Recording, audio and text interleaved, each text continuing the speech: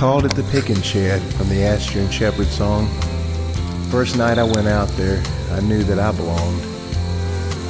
Every Friday thereafter, I knew I had a music date with the greatest guys I've ever known, my country blues soulmates. There's Carl on the keyboards doing Floyd Kramer proud. He'll tell you very politely, "Hey, it's too effing loud." And there sits Joe the drummer, keeping a steady beat, with little Boo always by his side.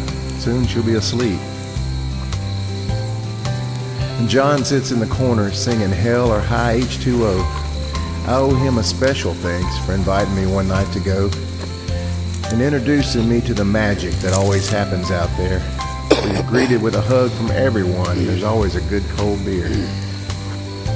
And Nicky sits across from me, and he'll tell me when I suck. Says he hates waltzes and bluegrass and gospel. Yeah, he tries to act so tough, but it's the world's worst kept secret. Yeah, everybody knows. Beneath that cranky exterior beats a heart of the purest gold. Then there's Steve, the real musician, 100 pedals on the floor, playing those jazz and country licks like you've never heard before. When Steve gets inspired, hell, I just stop playing and watch, and hope that since I'm sitting right next to him, some of that skill will rub off. And over there, next to Nicky, is the man we all admire so much.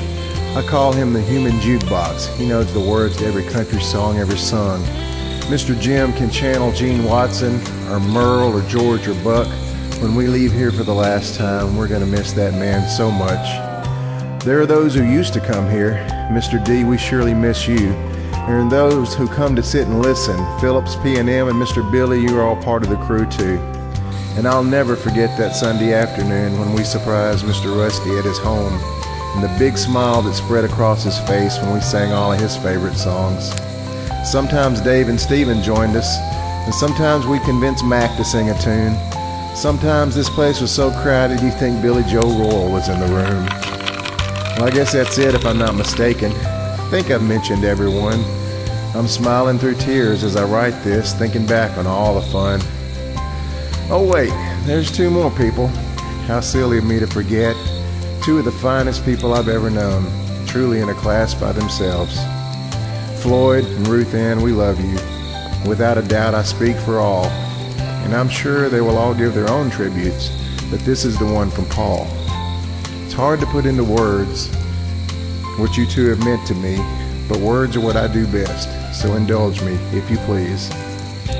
You'd known me for only a short while when the bottom dropped out of my world. You opened your doors and you opened your hearts and said, "Come on out and stay," at Jeffers Curve. You took me in, you put me up, and you wouldn't take a cent. I could never, ever repay you.